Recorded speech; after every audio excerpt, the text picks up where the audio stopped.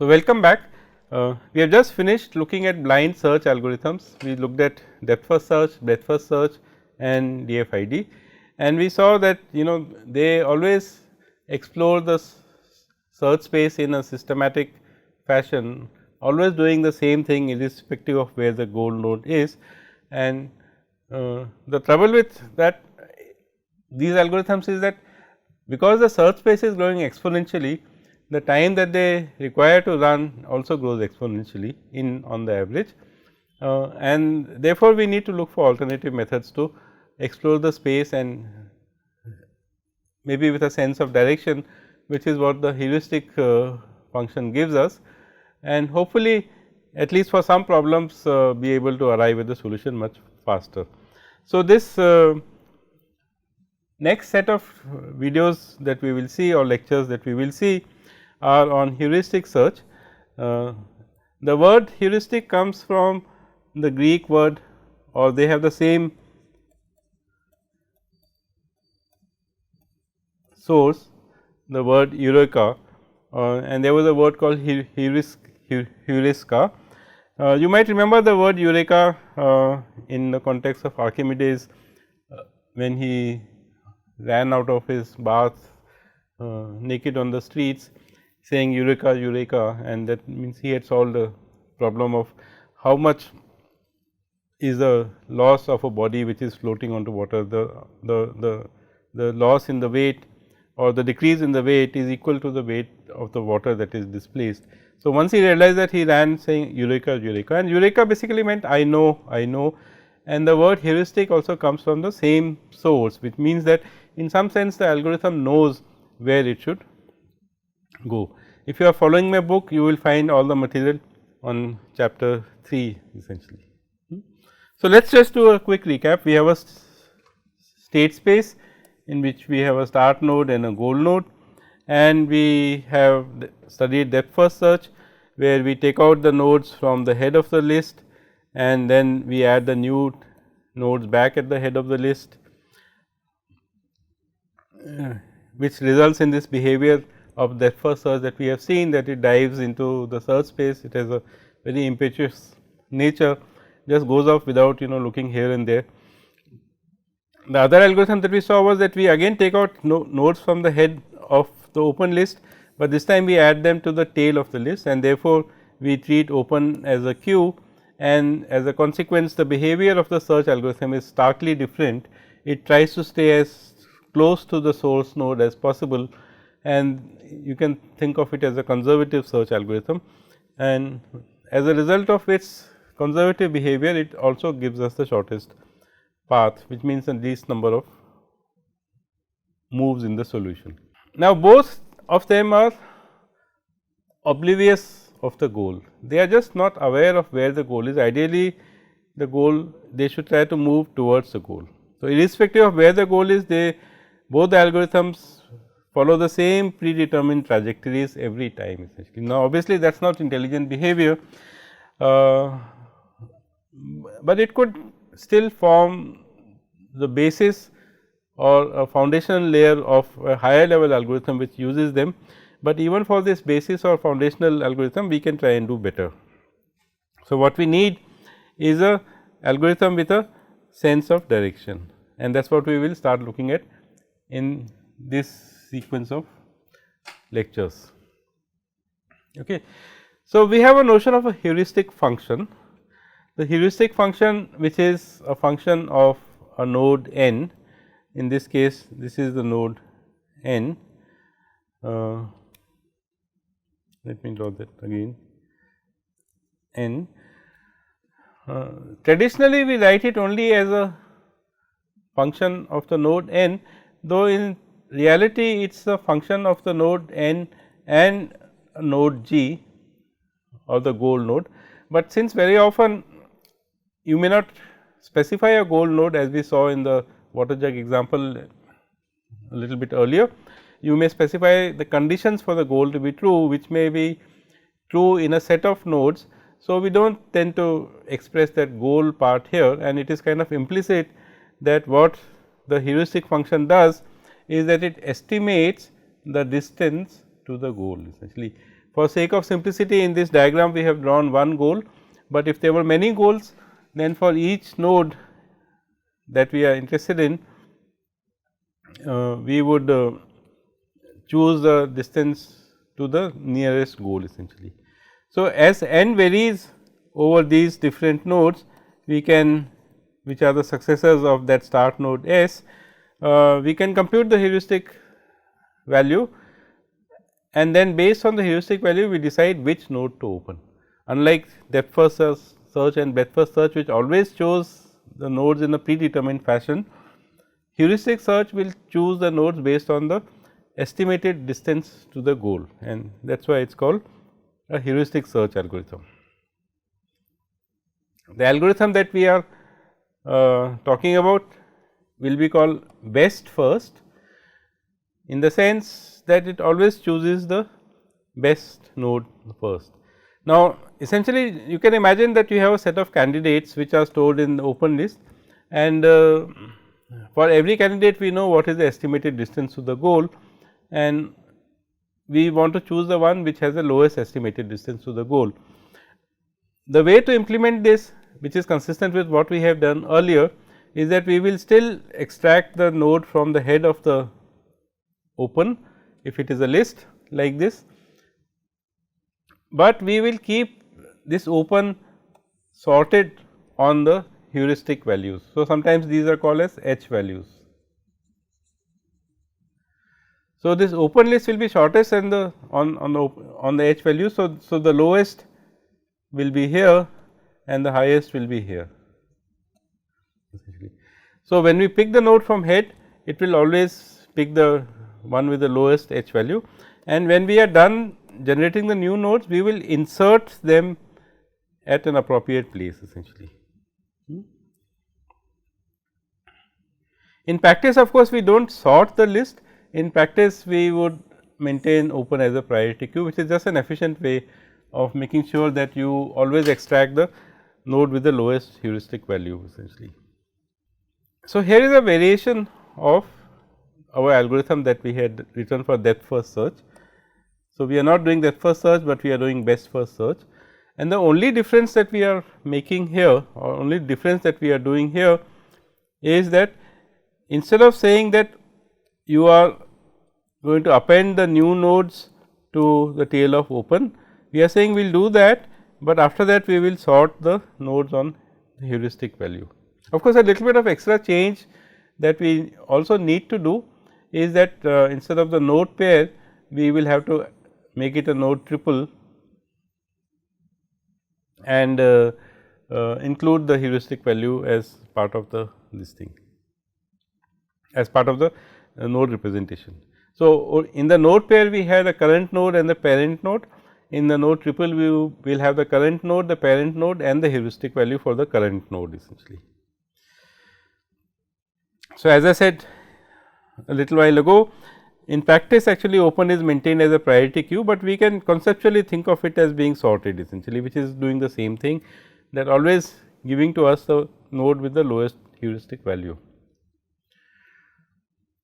If we were to do this, then we have our modified algorithm best first search here, and observe that we have a triple here, where we have a start node, it has a parent which is null, and the heuristic value of the start node, which is the estimated distance to the goal essentially. And at every point we extract a triple, and the first node n is what we are interested in, we apply the goal test to that n, and again we have called this node pair here. This is simply for the sake of reusing the earlier code, but we could have called it node triple. After all, there is nothing in the name essentially. So, everything else remains the same, that except that we have changed the representation to include the heuristic value, and conceptually at least we are sorting this open list, which I will again repeat to say that in practice you would want to do it as a priority queue, which is implemented as a heap. Now, let us look at this problem that we have seen earlier, the 8 puzzle problem, in which you have to move around tiles. So, either you can move this tile here, or you can move this tile here, or you can move this tile here, resulting in these 3 moves that we can see here. and then once having made a move, you can choose, you have to choose again what is the next move you want to make, and so on. So, the thing that we want to focus on is how do we decide that, for example, between the 3 of these nodes, what is the node that we should pick? How do you estimate the distance to the goal essentially? Okay. So, we can think of a couple of heuristic functions. One function which simply says that count the number of tiles which are out of place. So, if you look at this, for example, the first successor here, we can see that 6 is out of place because it should have been here, 2 is out of place because it should have been here,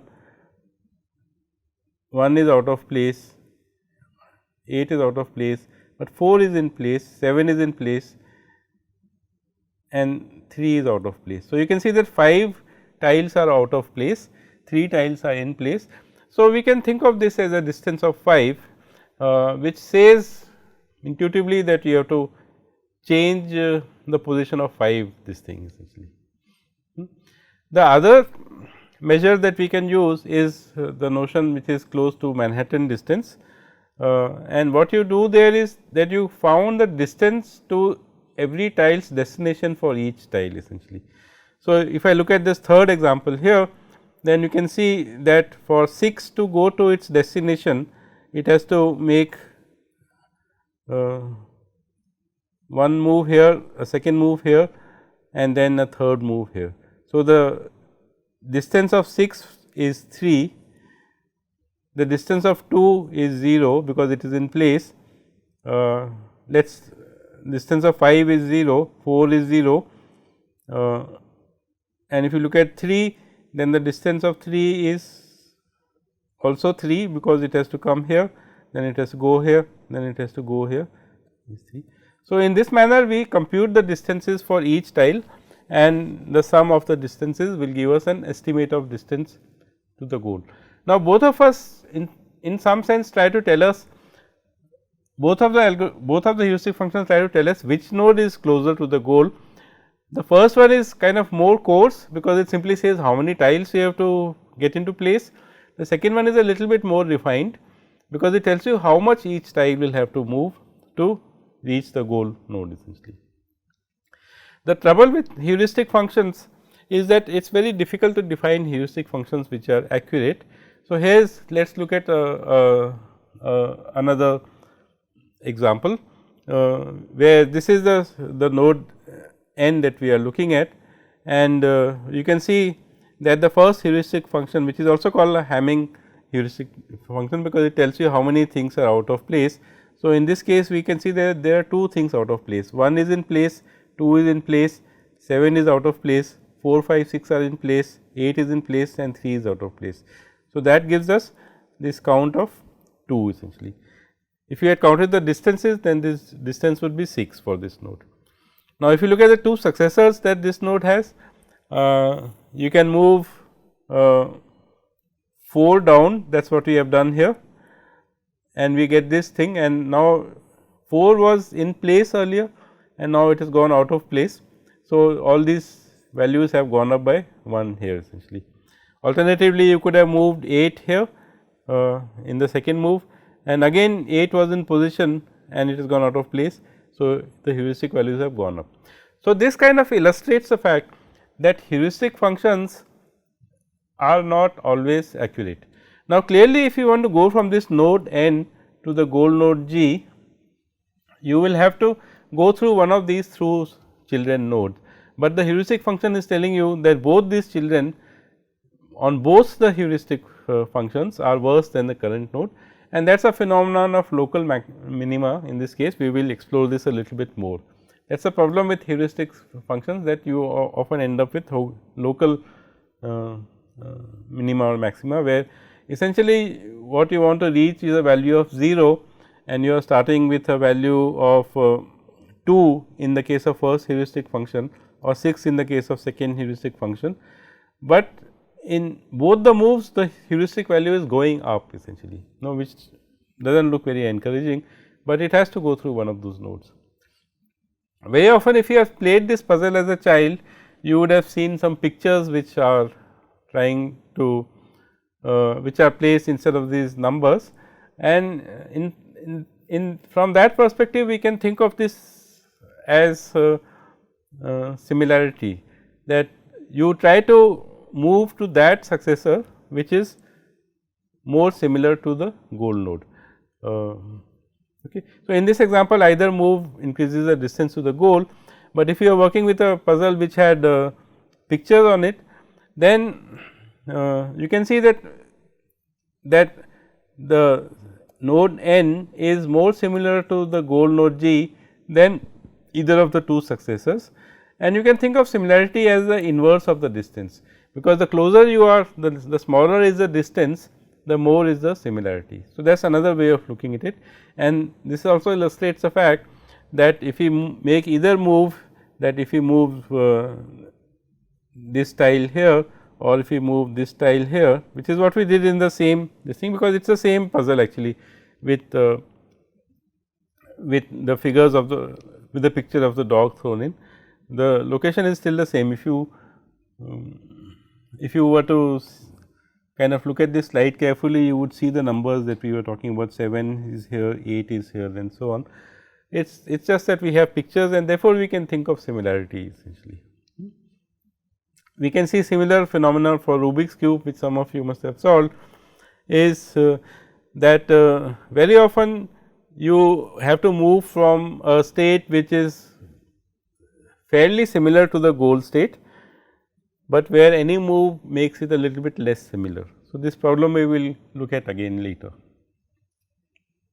Here is another problem. Supposing you want to do geographical route finding, for example, Google Maps does it for you nowadays, and the problem here is that you are at a start location here, and from this start location you can either go to this successor or this child or this one or this one, and you have to choose which of those three is the right move to make if you want to reach this goal node here. So, this dashed red line that you see, these are Euclidean distances, because the map is on a grid, and you can see that let us say this is in kilometers. So, we are 2, 3, 4, 5 kilometers away, and likewise in this direction 1, 2, 3 kilometers away. So, one way of estimating the distance to the goal is to measure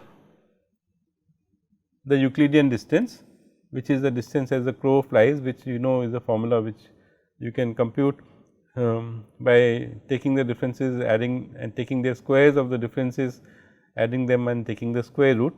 And this red lines that you see here essentially are the distances as the crow flies, and the numbers you see inside this are the actual computed values. So, 8.42, 9.43 and 7.21. So, clearly this is the best move to make for you, and you can see that this also gives you a sense of direction. The problem is the heuristic function is only looking at difference in coordinates.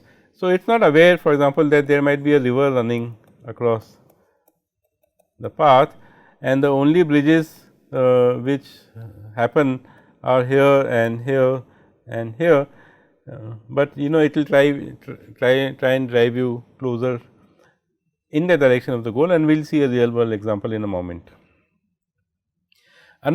Another estimate of distance is the Manhattan distance, which as you can see is simply the modulus of the differences of the x coordinates and the y coordinates. So, this is called Manhattan distance because it is the kind of distance you would have seen in a well structured town or city like Manhattan, where if you want to go from one point to another, you have to walk along one road a certain number of blocks and then walk along a perpendicular direction. So, the distance that you walk along is what you count. So, for example, in this case the value is 10, because you walked 6 units this side and then 4 units up, and that is a estimate of distance. So, this is 10 and this is 12 and this is 13, and as you can see again this also tells you that this node is a better node to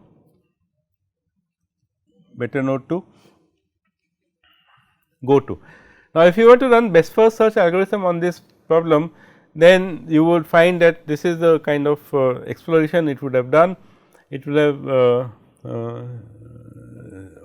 the first node or the 0th node would have been start, then as we just saw it would have gone to this node number 1, then it would have gone to this node because it appears to be closest to the goal, and then it would be forced to go here and then to node number 4, till after which eventually it finds a path through node nodes which is it sees in the 5th turn, 6th turn, 7th and 8th turn, and this is the path that it has found to the goal.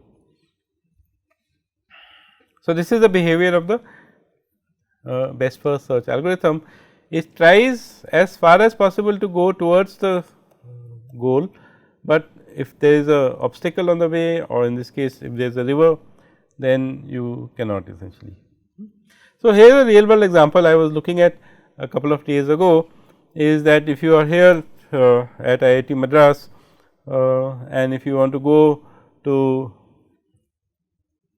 the Anna University Alumni Club, which was hosting, which is in fact hosting a bridge tournament, and how do you get there?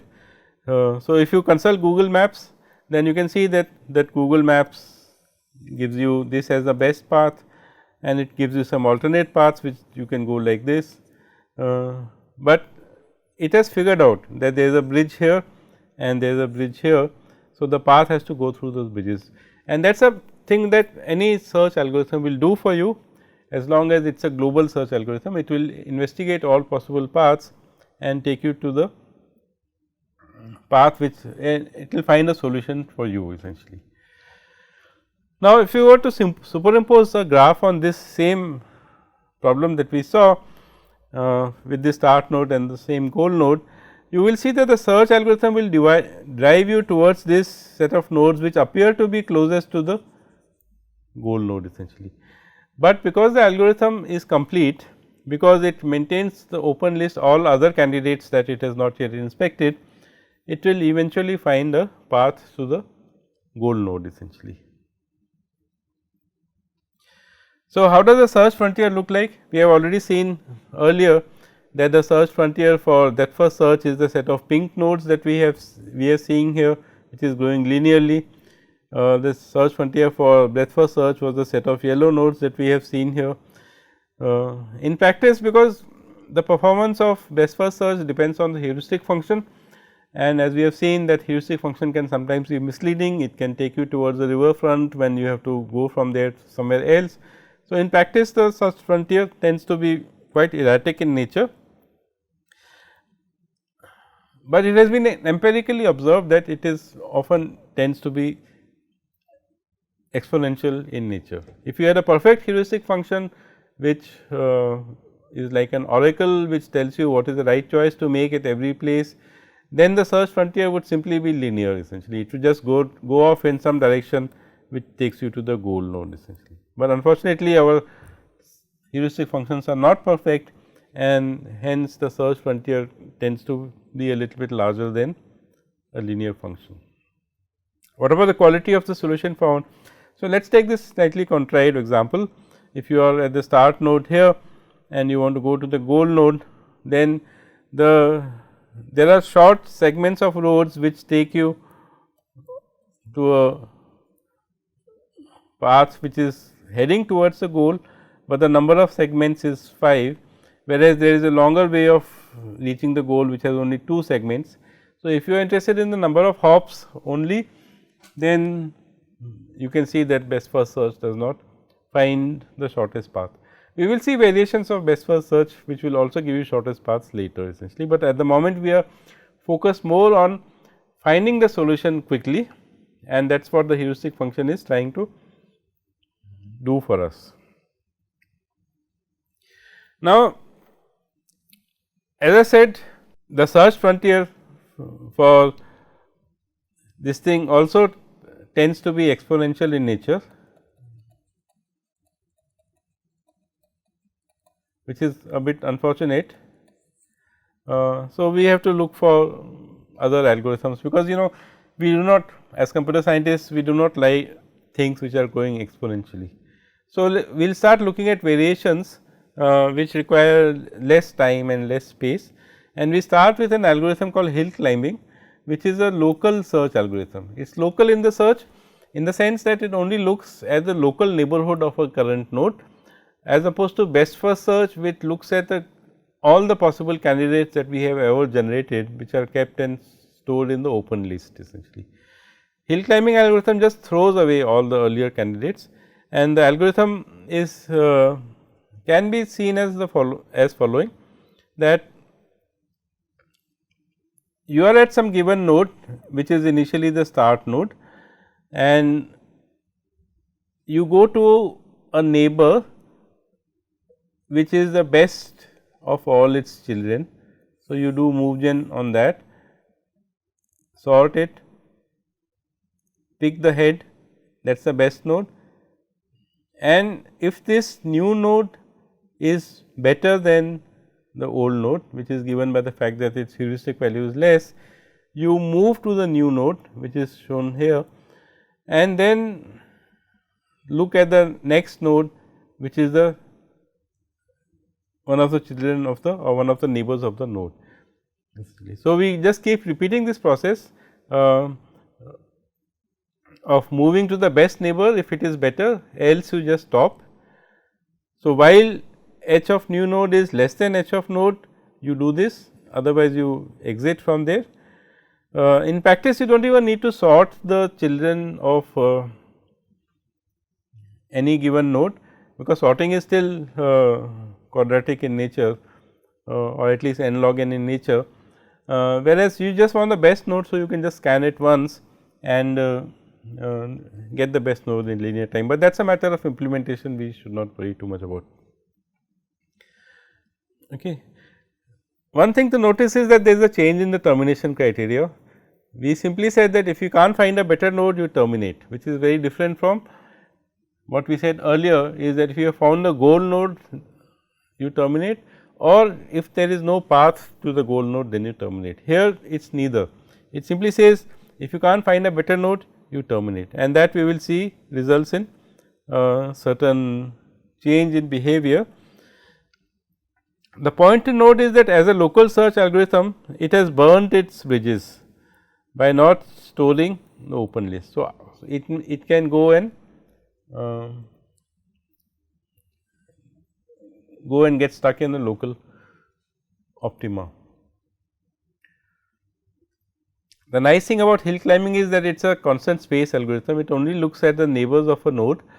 Its space requirement is thus constant, which is a vast improvement on the exponential space for breadth first search and depth first search that we needed, overall space requirement. Its behavior is that it only moves to a better node, which means it will terminate if it cannot move to a better node. So, consequently, its time complexity is linear in the depths, essentially, that it goes to a certain distance and stops, and but it does not spend time looking here and there. Its termination criteria, as we just mentioned, is different. It stops when no better neighbor is available. So, in some sense it treats the problem as an optimization problem. It says give me the best value of h that you can find, instead of saying give me a path to the goal, essentially. So, it is like thinking of it as an optimization problem, and it is not complete, essentially. Okay. As we will see that it may not find the global optimum which corresponds to the solution. So, if you remember the 8 puzzle example and the city map example that we considered a little while ago, you would notice that hill climbing would have stopped much before reaching the goal, essentially. So, hill climbing is also known as a steepest gradient algorithm or gradient descent algorithm or a gradient ascent algorithm, as the case may be. It really depends on whether you want to maximize the heuristic function or minimize the heuristic function. And if you think about this, maximization and minimization are just two sides of the same coin. So, in the 8 puzzle, for example, if you want to minimize the number of tiles which are out of place, it is equivalent to saying that maximize the number of tiles which are in place, essentially.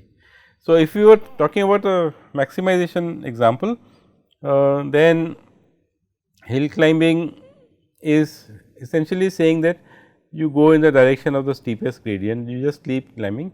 and you stop timing when you have reached a point where no neighbor is better than another neighbor.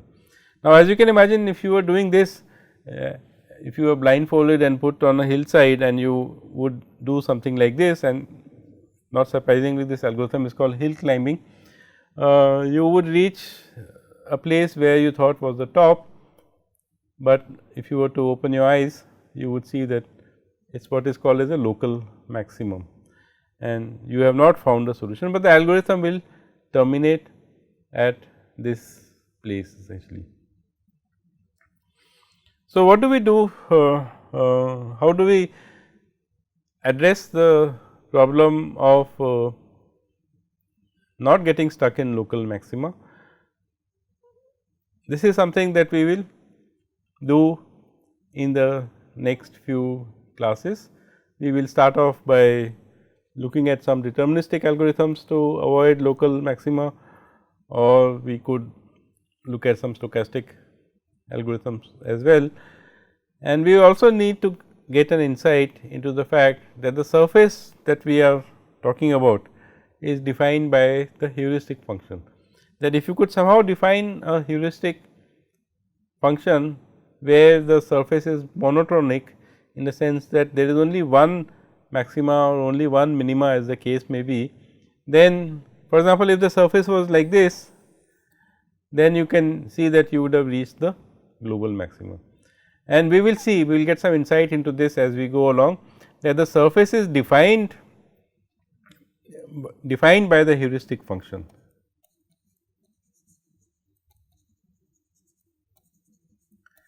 So, if you were to choose a different heuristic function, so we saw there are two possibilities in the case of 8 puzzle, there were two possibilities we considered in the city planning, and in the next class we will take a more concrete example, where we will look at the Bloxwald domain, and we will see that there are certain heuristic functions which define a monotonic surface,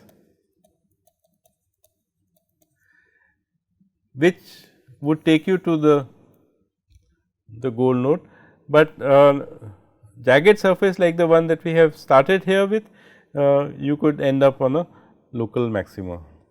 Okay. So, we will do this in the next few classes essentially.